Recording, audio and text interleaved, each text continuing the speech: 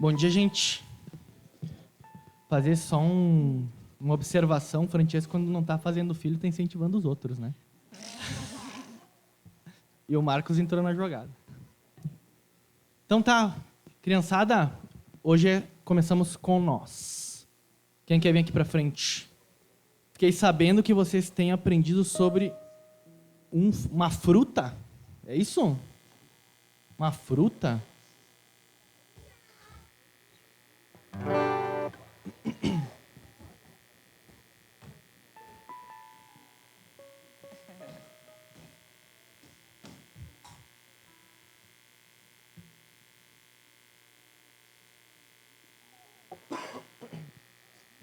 Vamos lá, então? Uma fruta, né? Ou um fruto?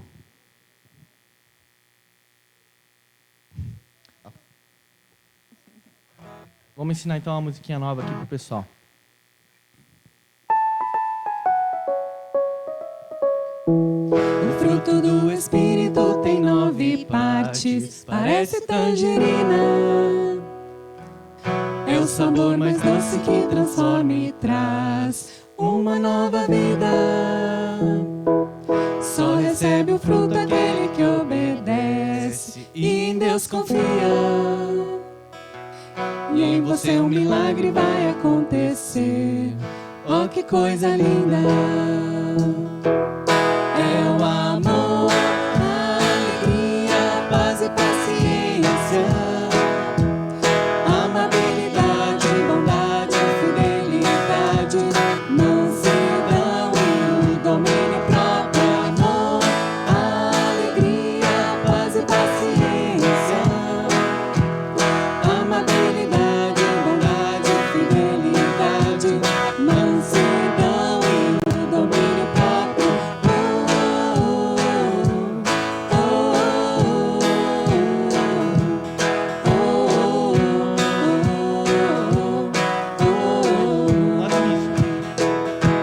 O fruto do Espírito tem 9 partes, parece tangerina. É o sabor mais doce que transforma e traz uma nova vida. Só recebe o fruto aquele que obedece e em Deus confia. E em você um milagre vai acontecer. Oh, que coisa linda! Meu amor. É o amor, a alegria, paz e paciência, amabilidade, bondade, fidelidade, mansidão e o domínio próprio. Amor, a alegria, paz e paciência, amabilidade, bondade, fidelidade, mansidão e o domínio próprio.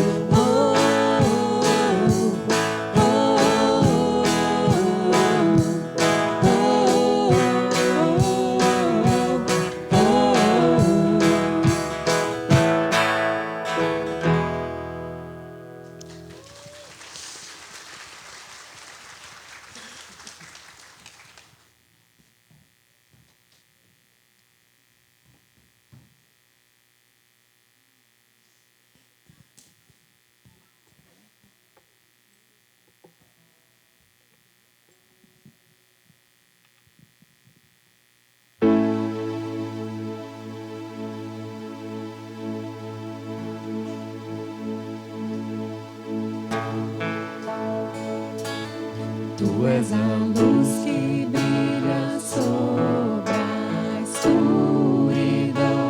Tu és a paz que acalma todo coração. És o pão do faminto, a força do aflito. E nós somos teus pés e tuas mãos.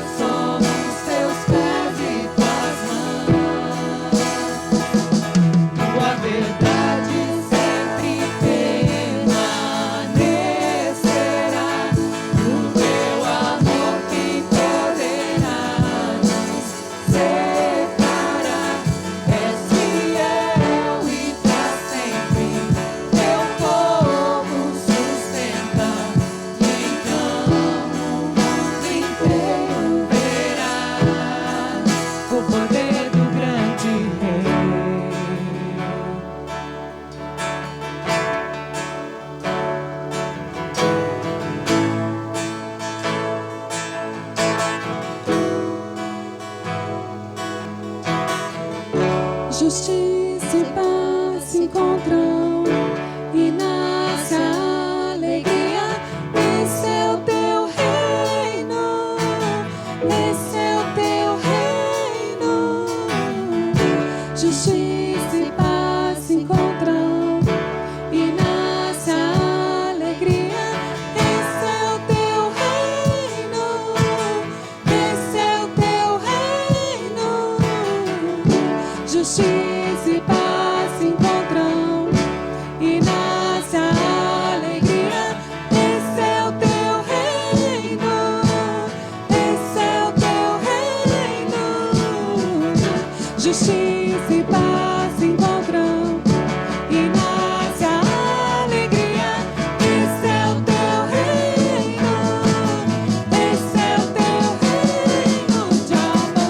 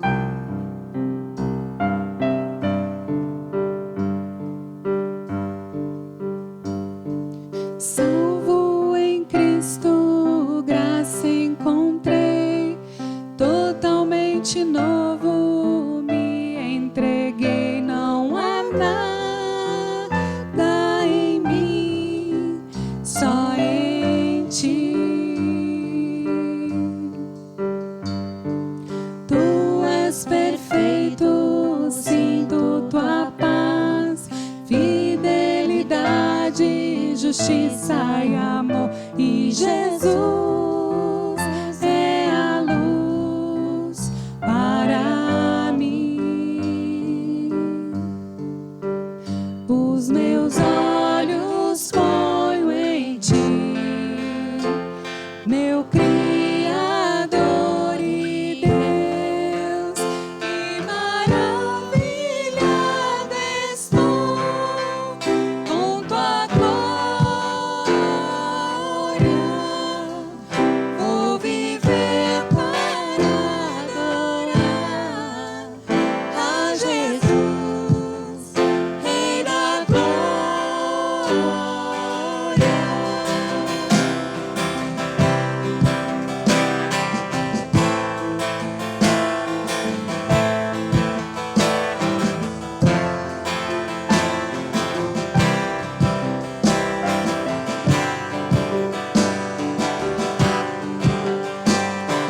Salvo em Cristo, graça encontrei, totalmente novo me entreguei. Não há nada em mim, só em ti.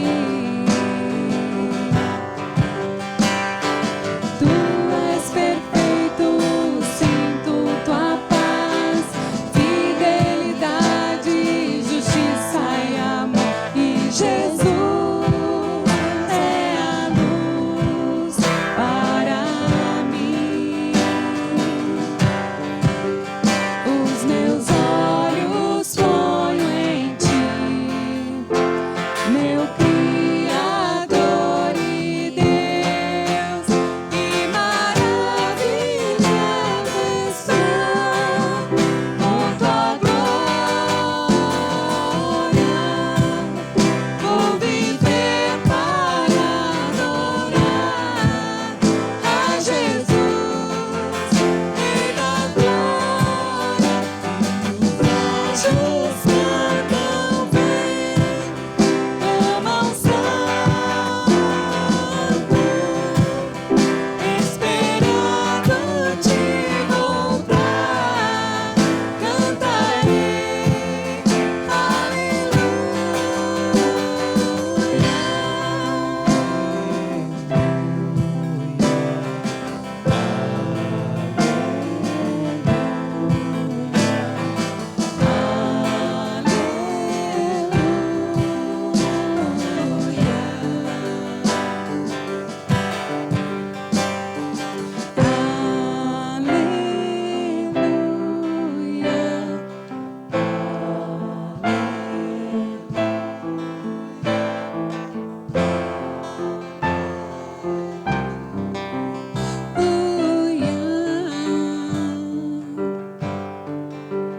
os meus olhos ponho em ti. Senhor Deus e Pai, possamos colocar nossos olhos em Ti. Lembrarmos, Pai, que somos salvos em Ti, pela Tua obra. Tudo que a gente está vivendo aqui, talvez, se Tu não decidisse, Pai, criar todas as coisas, nada disso estaria acontecendo agora em nenhum lugar desse mundo. O mundo não existiria. Mas, porque Tu é amor, Pai, esse amor transborda. E mesmo sabendo tudo o que ia acontecer, as nossas escolhas e decisões, o Senhor decidiu nos criar e hoje a gente está aqui, Pai. E simples fato nos constrange, Pai, que possamos ter uma vida de excelência a Ti, Deus.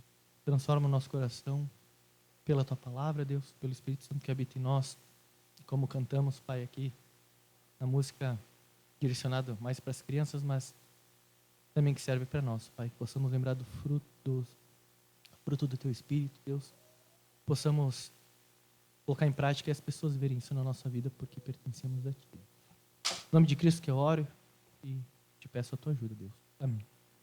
Pode sentar, gente. Bom dia mais uma vez. Gostaria de convidá-los a abrir suas Bíblias lá no Evangelho de João, onde temos caminhado já há algum tempo. Evangelho de João, capítulo 12.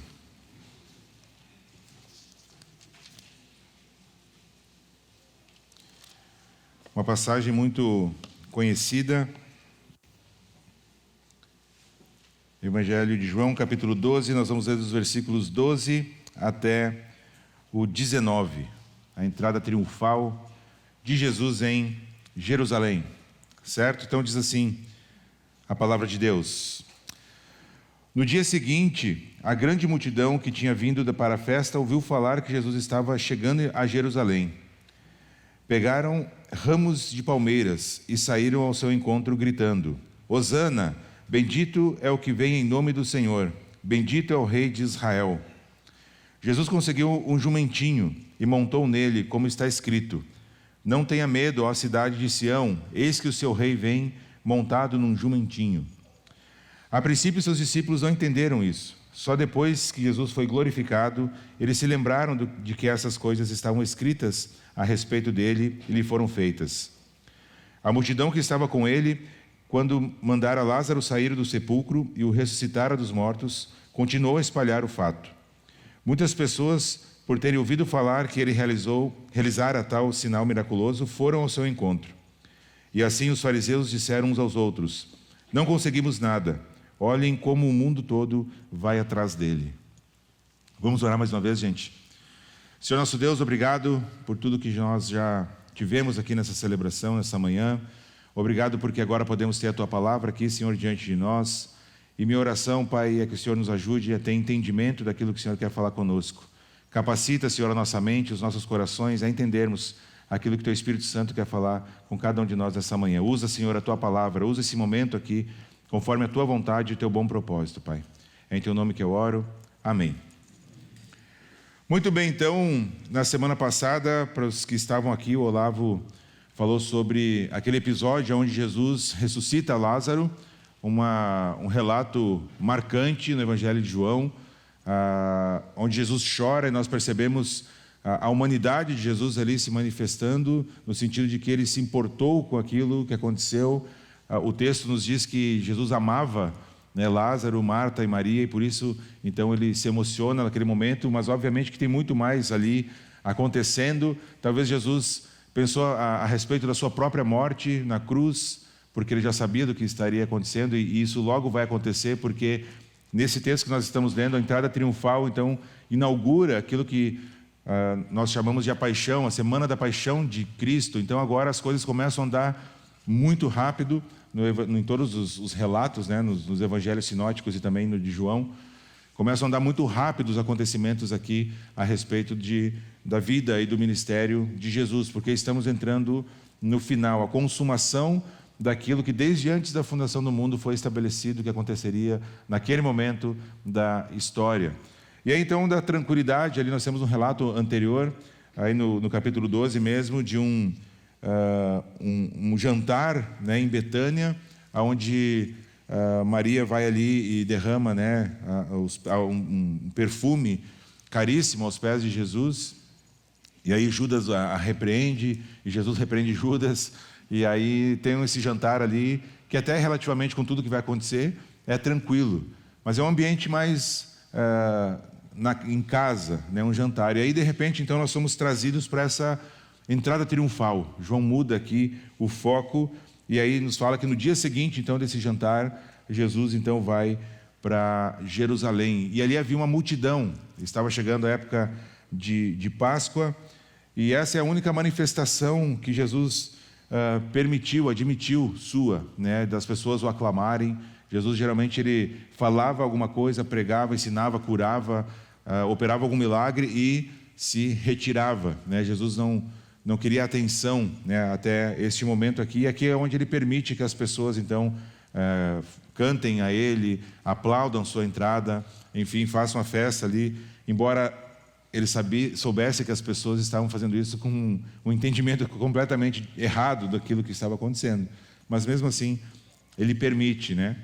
E o seu propósito, então, de entrar aqui em Jerusalém é o de cumprir este propósito eterno, que o profeta Zacarias, muitos anos antes disso, já tinha profetizado no seu livro, né, no capítulo 9, versículo 9, é o que está aqui no versículo 15 de João, descrito: Não tenha medo, ó cidade de Sião, eis que seu rei vem montado num jumentinho. Isso é uma profecia lá do Antigo Testamento, e que Zacarias escreveu e registrou, e que Jesus agora estava, então, cumprindo. Nós vamos ver um pouquinho melhor essa questão, conforme andar aqui a nossa mensagem.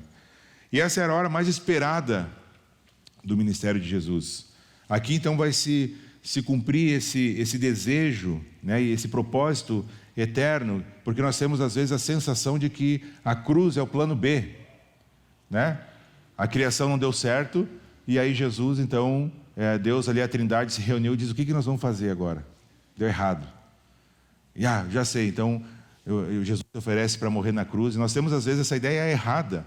Nós temos que lembrar que Deus, Ele é soberano sobre absolutamente toda a história. Ele é o Criador do tempo, Ele é o Criador da história. E Deus já sabia absolutamente tudo o que ia acontecer. A cruz é o plano A, não existe plano B para Deus. E esse propósito eterno, que desde sempre existiu, estava se cumprindo aqui. E, mais uma vez, não perca aí seus cabelos, tentando entender e compreender completamente isso, porque nós não alcançamos, tá, gente? Nós não conseguimos alcançar o entendimento completo disso. Mas o fato é que a cruz não é plano B, a cruz é plano A. Não existe plano B para Deus, certo? Deus não remenda nada, Ele não refaz, Ele não é surpreendido por absolutamente nada. Então, a cruz é o plano A. Um teólogo chamado Warren Wiersbe, um nome difícil, né? Ele diz que a festa da Páscoa era o prazer dos judeus e o desespero dos romanos.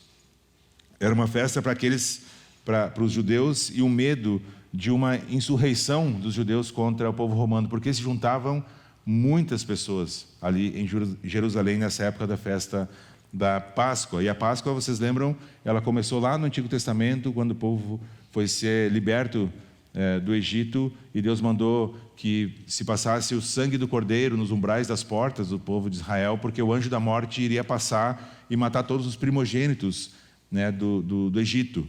E aquele que tivesse o sangue do cordeiro na porta, já fazendo uma alusão àquilo que Jesus faria na cruz, então seria poupado disso. O anjo da morte não passaria ali e não mataria ninguém. Ele veria o sangue no umbral da porta e passaria reto naquela casa. E a Páscoa, desde então, é celebrada dessa forma. Esse é o mandamento perpétuo. Deus mandou celebrar a Páscoa no Antigo Testamento de forma perpétua, para sempre. E a Páscoa, então, não tem a ver com coelho nem com ovo de Páscoa, né? Tem a ver com salvação, com o sangue do Cordeiro derramado em favor daqueles que não merecem. E aí Jesus, então, está cumprindo aqui, mas o fato é que a cidade ficava abarrotada de gente, né? Os estudiosos dizem que mais ou menos 50 mil pessoas estavam ali, naquele local ali em Jerusalém, nos arredores. Então, era muita gente, né, para uma cidade que girava em torno de 1.000, 2.000 pessoas nos seus dias normais. Mais ou menos que nem a praia no verão, né? Enche, vai quadriplicando, quintuplicando, né, a população. E esse texto, então, traz muitas verdades que nós precisamos entender, compreender e aplicar em nossas vidas. E eu gostaria que nós víssemos 4 dessas verdades aqui nesse texto, mas não sem antes, obviamente, nós termos a nossa rima, aquilo que talvez nos ajude a entender isso tudo. E hoje está projetado, gente, hoje está uma barbada, né? Então, é mais ou menos assim: o rei humilde entrou em Jerusalém para um propósito eterno cumprir, certo? O povo o aclama como Messias Salvador que estava por vir, mas os fariseus não o creram e se negaram a aplaudir, certo? Então nós vamos ver as implicações disso, que eu tentei sintetizar aí numa frase, mas que há muitas implicações, né, para nós nos nossos dias hoje. E a primeira delas, então, é obviamente essa consumação desse propósito eterno, os versículos 12 e 13. Aí, então, diz que no dia seguinte, a grande multidão que tinha vindo para a festa ouviu falar que Jesus estava chegando a Jerusalém, pegaram ramos de palmeiras e saíram ao seu encontro, gritando: Hosana, bendito é o que vem em nome do Senhor, bendito é o Rei de Israel.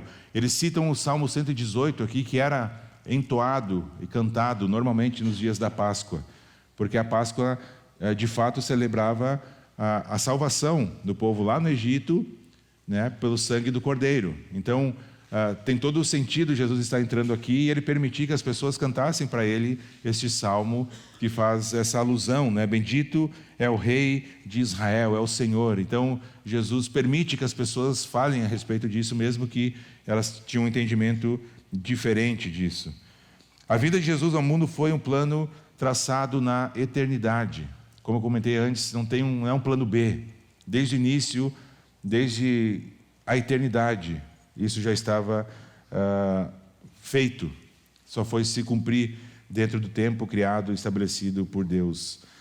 O Pai enviou o Deus Filho e ele voluntariamente obedece à vontade do Pai. E Jesus veio então para dar a sua vida. E é isso que agora nós vamos começar a ver aqui no Evangelho de João, que tudo vai culminando para esse momento onde Jesus entrega a sua própria vida na cruz. Mas aqui não tem nenhuma improvisação. Inclusive no Evangelho de Marcos, Jesus diz para os discípulos irem buscar o jumentinho. E aí eles falam para ele, vai lá e fala com o dono que ele vai saber do que eu estou falando. Diz que o mestre precisa dele. Tudo isso, gente, já estava orquestrado, combinado, estabelecido desde a eternidade. Aqui não tem nenhuma surpresa, não tem improviso. Jesus sabia exatamente tudo o que estava acontecendo e aquilo que iria acontecer. Ele sabia que essa hora havia chegado.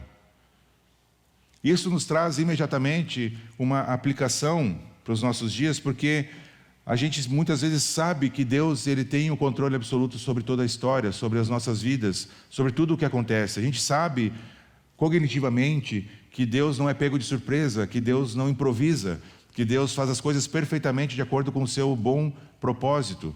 Mas na prática, nos nossos dias, nas nossas lutas, a gente começa às vezes a se desesperar, começa a ficar ansioso, começa a ter que ficar doente, porque nós não confiamos que o Deus que tem o controle sobre todas as coisas, que não é pego de surpresa, que sabe tudo o que vai acontecer, que já aconteceu, o que vai acontecer, talvez esqueceu de cuidar de mim, talvez esqueceu do que está acontecendo na minha vida. O salmo que nós lemos no início dessa celebração mostra a disposição de Davi, que mesmo em perigo de vida, estava adorando a Deus, louvando a Deus, confiando que Deus ia cuidar dele. E aí às vezes alguma coisa que a gente planejou, sai um pouquinho daquilo que a gente estava planejando, de repente uma doença apareceu para nós, porque para Deus já era sabido, Ele já sabia de tudo o que ia acontecer. Às vezes a perda de um emprego, às vezes um problema que a gente não imaginava. Deus não é pego de surpresa. Deus sabia de tudo o que ia acontecer. A entrada de Jesus aqui em Jerusalém é algo que foi estabelecido desde a eternidade. Tudo aconteceu como Deus havia planejado. Tudo acontece como Deus havia planejado. Na minha vida, no ministério e na vida de Jesus, na vida dos seus discípulos, dos apóstolos, tudo acontece de acordo com aquilo que Deus estabeleceu. Nós precisamos não só saber disso, nós precisamos experimentar isso. Nós precisamos confiar, de fato, quando as coisas estão difíceis, que Deus está cuidando, descansar nessa verdade.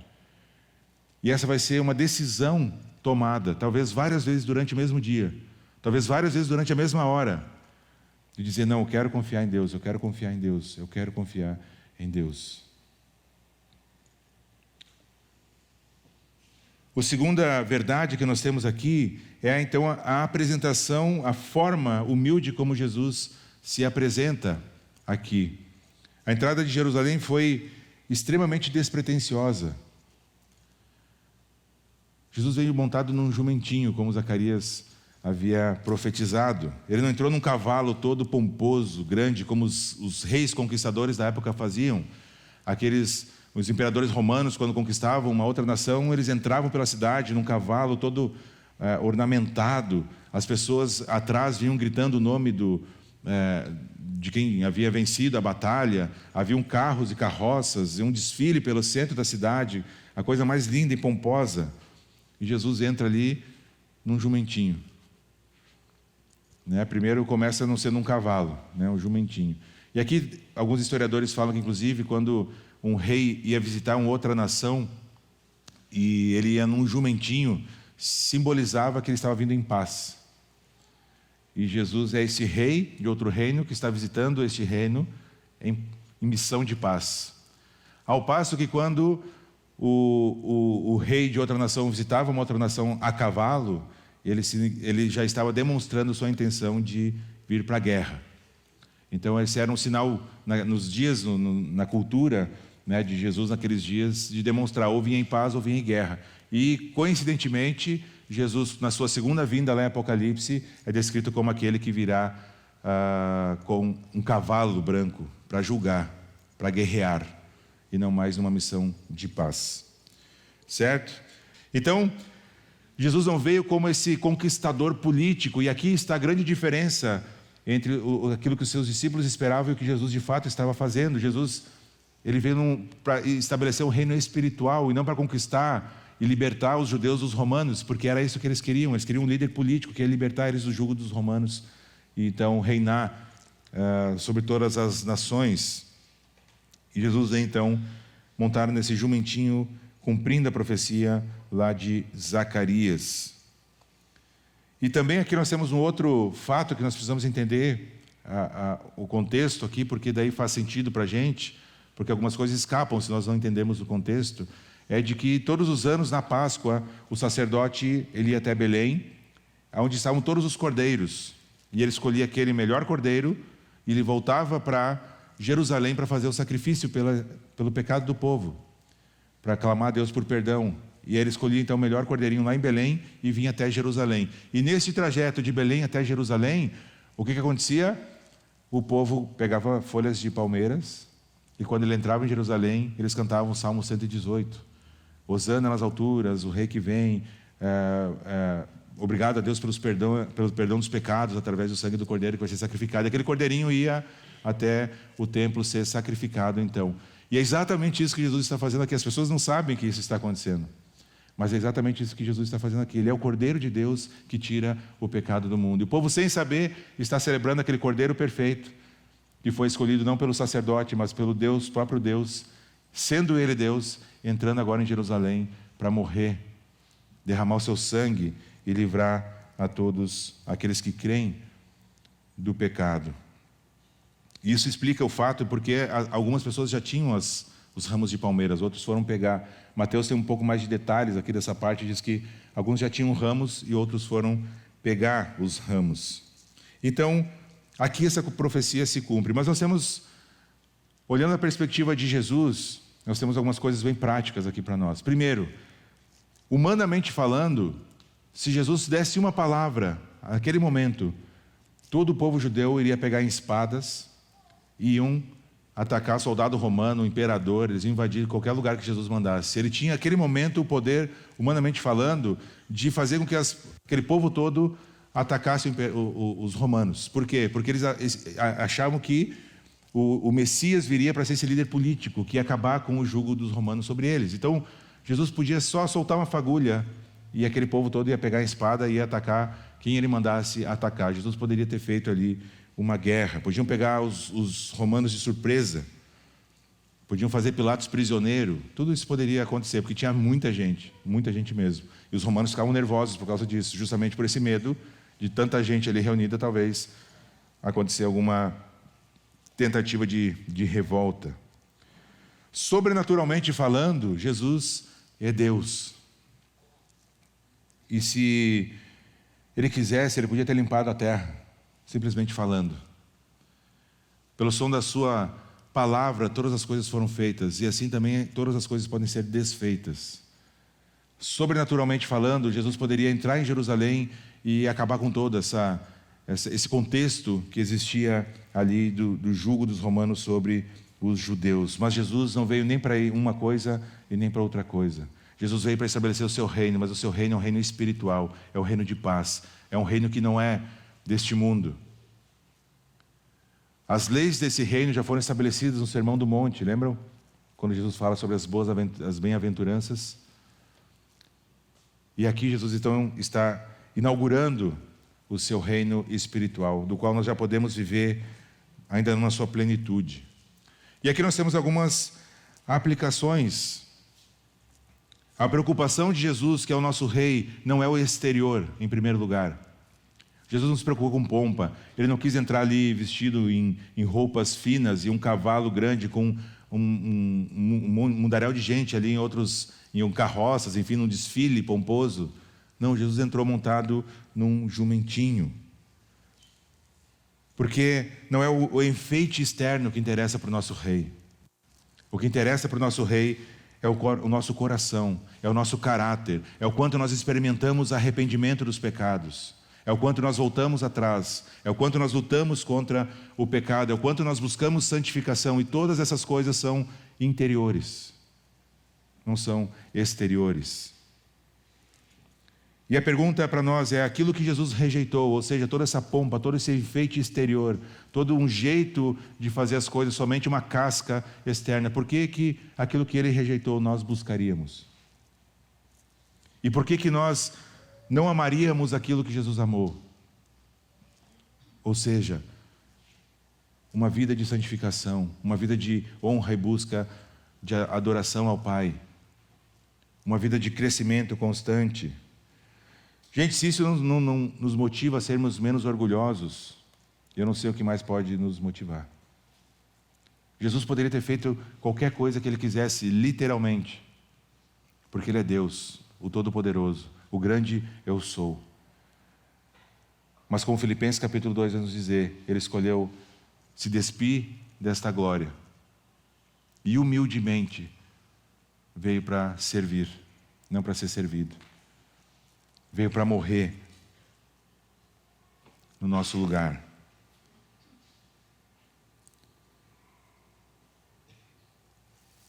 Nós muitas vezes não queremos abrir mão das nossas vaidades. Dentro de casa, dentro da pequena família lá que convive com a gente, dentro da grande família aqui, que se chama Aliança, nós queremos continuar vivendo a nossa vida, buscando os nossos prazeres, nós queremos buscar a satisfação pessoal,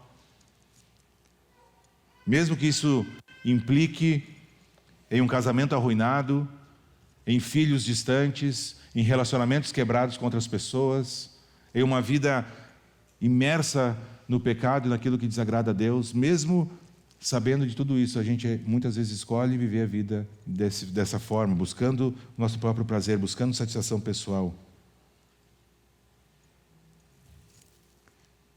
Muitas vezes nós queremos continuar vivendo uma vida cristã medíocre, uma vida cristã da qual o próprio Deus lá em Apocalipse vai dizer que tem vontade de vomitar, uma vida morna, não é fria nem quente, de aparência simplesmente vazia. Jesus não se importa com uma vida de aparência. Jesus não quer uma vida de religiosidade.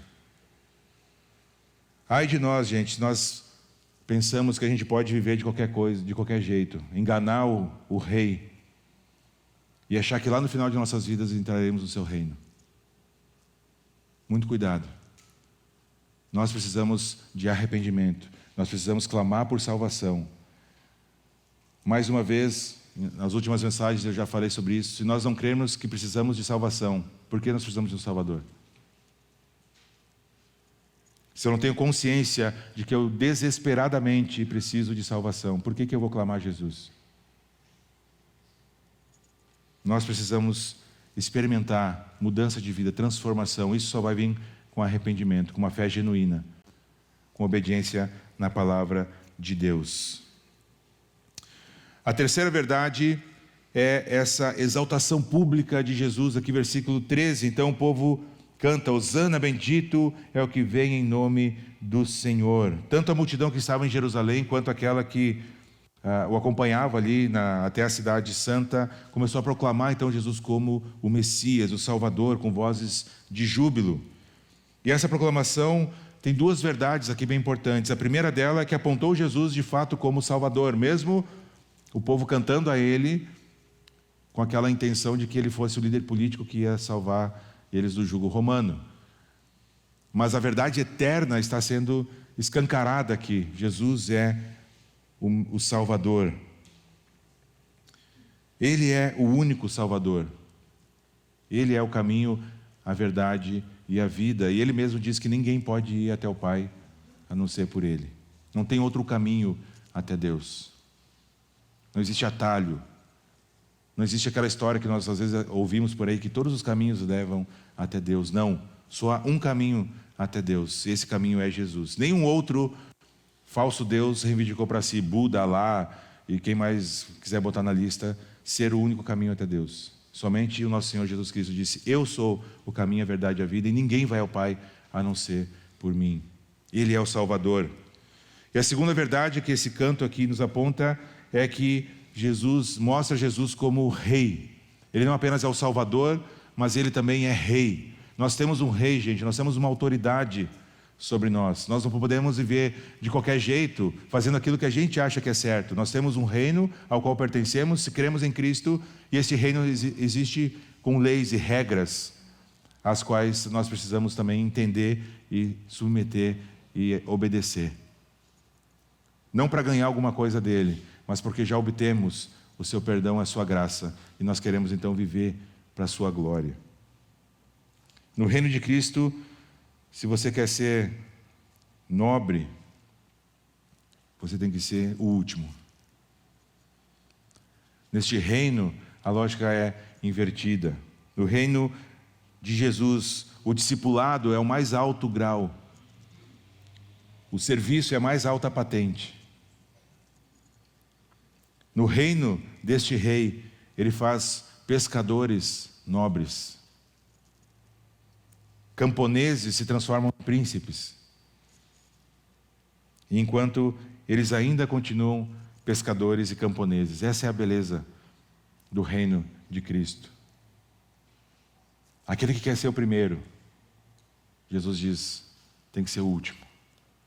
Aquele que busca ser o primeiro, será o último. A lógica é invertida aqui.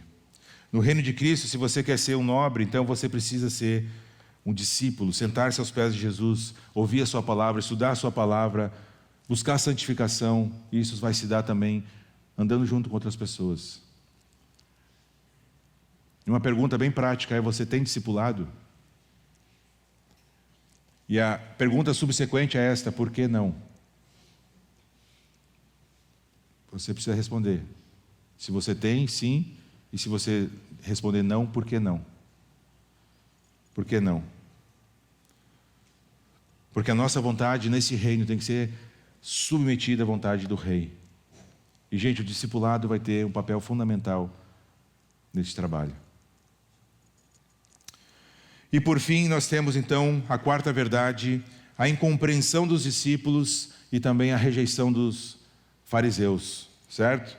Então nós vemos aqui no versículo 16, a princípio seus discípulos não entenderam isso.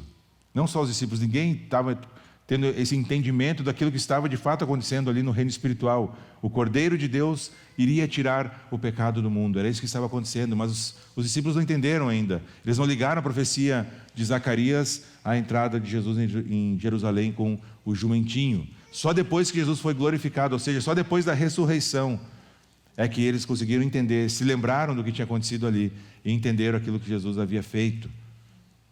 O seu entendimento ainda não tinha, o tico e o teco não tinham ligado ainda, né? Isso que não tinha acontecido ali. Talvez aquela muvuca toda, com tudo que havia acontecido tão rápido na vida deles, os tirou, né, o entendimento a respeito do que estava acontecendo aqui. O fato é que eles não entenderam isso. E aí, o texto continua dizendo que a multidão, então, agora João foca na multidão, versículo 17, estava com ele quando mandaram Lázaro sair. Quando ele mandou Lázaro sair lá, tinha uma galera com Jesus lá, tinha um povo junto assistindo. E tudo isso aqui, gente, está acontecendo também por causa da ressurreição de Lázaro. Porque o povo viu ele ressuscitando Lázaro e disseram: olha, se ele é poderoso para ressuscitar alguém dos mortos depois de 4 dias morto, é alguém que deve ser ouvido. E então uma multidão ali já começou a seguir Jesus. Aqueles que estavam em Jerusalém ouviram a respeito do que Jesus havia feito alguns dias antes, e agora então ouviram que ele estava chegando em Jerusalém e juntou todo mundo ali na entrada da cidade. E isso que no versículo 17 está nos dizendo. E aí então, muitas pessoas, por terem ouvido falar que ele realizou o tal sinal miraculoso, foram ao seu encontro, e os fariseus que estavam ali tentando, mais uma vez, de alguma forma, prender Jesus, fazer com que esse homem ficasse quieto, porque agora era uma multidão, literalmente, que o estava seguindo, dizem que, olha, não conseguimos nada. Versículo 19, olhem como todo mundo vai, como o mundo todo vai atrás dele. E eles nem sabiam, mas eles estavam afirmando uma verdade, porque logo na sequência até os gregos começam a vir para querer saber quem é esse Jesus. De fato, de alguma forma ali, Jesus estava expandindo já os limites ali só de Jerusalém, dos arredores da cidade. Mas nós temos aqui, por último, nessa passagem, uma verdade que a gente evita de lidar muitas vezes, que é a dureza do coração humano. Os fariseus, vez após vez, tinham visto aquilo que Jesus havia feito, as suas palavras, os seus milagres. Eles também viram Jesus ressuscitar Lázaro, mas eles simplesmente se negavam a crer em Jesus. Simplesmente, eles ignoravam o fato de Jesus ter ressuscitado um homem que estava morto há 4 dias. Porque eles não queriam abrir mão daquilo que eles acreditavam ser certo. Eles não queriam abrir mão do seu poder, da sua influência. Eles não queriam abrir mão e assumir de que talvez tudo aquilo que eles haviam vivido e ensinado durante a sua vida estava errado a respeito de Deus. A dureza de coração, ela é profunda. A incredulidade, ela é profunda. E aqui ela está sendo manifesta mais uma vez. E João gosta de fazer esse contraste entre aquilo que Jesus faz e a incredulidade dos fariseus, os sacerdotes, os mestres da lei. Eles não podiam negar que Lázaro havia ressuscitado, que estava ali vivendo, comendo, andando com eles, porque Lázaro estava ali naquele contexto, após ter passado 4 dias morto. Lázaro era essa testemunha viva do poder do Messias e testemunhava que Jesus era o Messias. E aí então o que eles decidem fazer? Repensar a respeito das suas ações? Não. Nós vamos ver que logo ali na frente eles então começam a caminhar mais depressa para assassinar o Senhor Jesus. Algumas aplicações e nós vamos encerrar. Primeira, nós não temos que ficar surpreso com essa dureza de coração desses homens, porque o próprio Jesus, em certa ocasião, se admirou da sua incredulidade. E olha, gente, para Jesus se admirar da incredulidade é porque era algo grande. E a má notícia para nós é que essa mesma dureza de coração pode se manifestar nas nossas vidas hoje. Se você vem aqui na aliança, se você participa de um grupo célula, se você tem discipulado, se você lê a palavra de Deus e não experimenta absolutamente nenhuma mudança na sua vida, isso se chama dureza de coração, isso é pecado, isso é incredulidade. Não tem como alguém ter um encontro pessoal com Jesus e continuar da mesma forma, vivendo a mesma vida que vivia antes. Não tem como, isso é dureza de coração. Não tem como alguém experimentar o pecado deliberado na sua vida, dia após dia, sem se arrepender. Isso é dureza de coração, isso é incredulidade, isso é pecado. Nós precisamos ter muito cuidado com a dureza de coração. E principalmente com os anos de vida cristã vão passando, nós vamos criando alguns jeitos, nós vamos sabendo algumas palavras que a gente vai dizendo para disfarçar a dureza de coração. A gente vai criando uma casca, um jeito de fazer as coisas, uma forma externa de se comportar. Faz algumas orações que são só palavras da boca para fora. E a dureza de coração permanece. Só que a gente vai aprendendo a disfarçar, a colocar uma maquiagem para não ficar tão feio. Muito cuidado com a dureza de coração. Nós temos um exemplo supremo da dureza de coração, que é o Judas Iscariotes.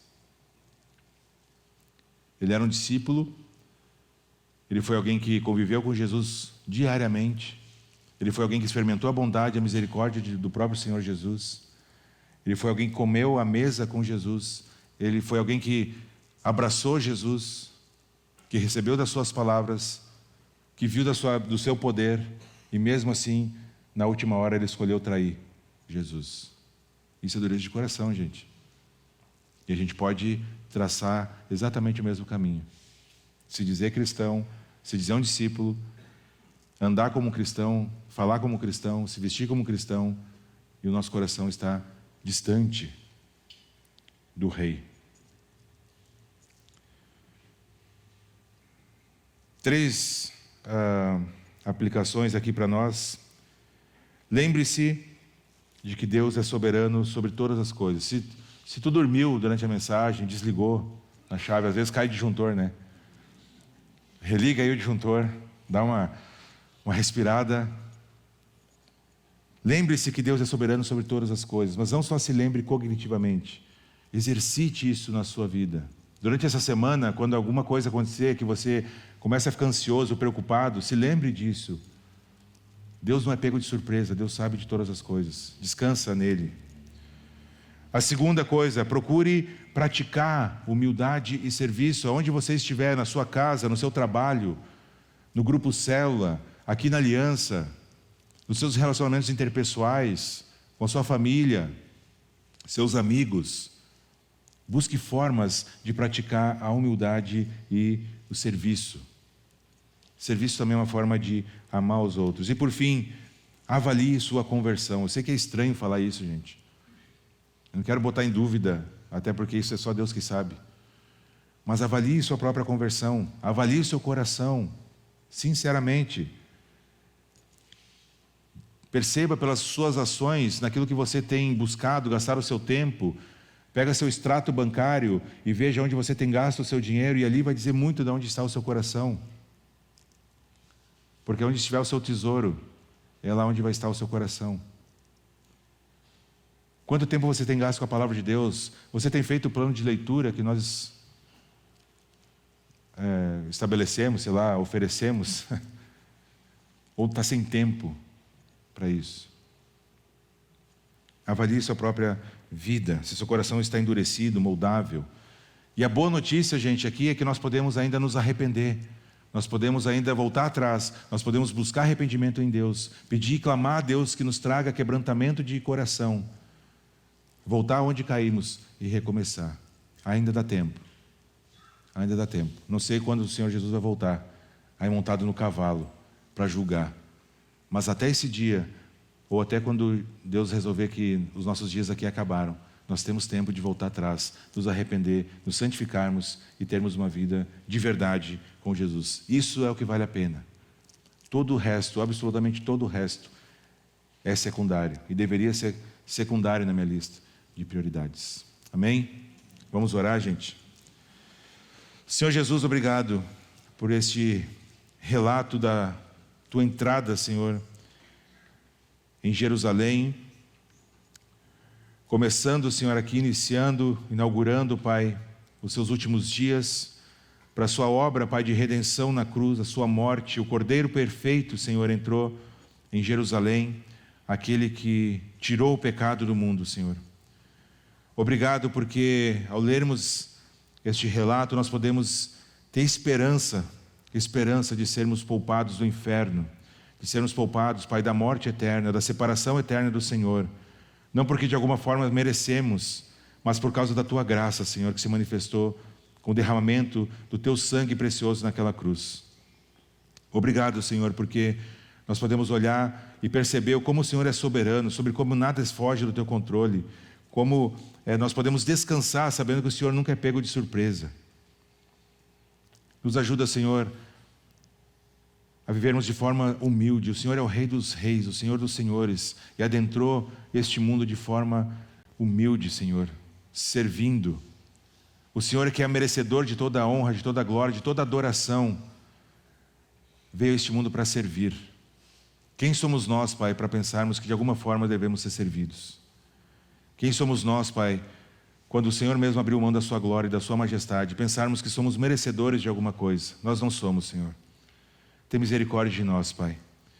Que cada um de nós possa avaliar o próprio coração, avaliar a sua própria vida. Perceber, Senhor, se o coração está endurecido e que teu Espírito Santo traga quebrantamento, arrependimento, Senhor.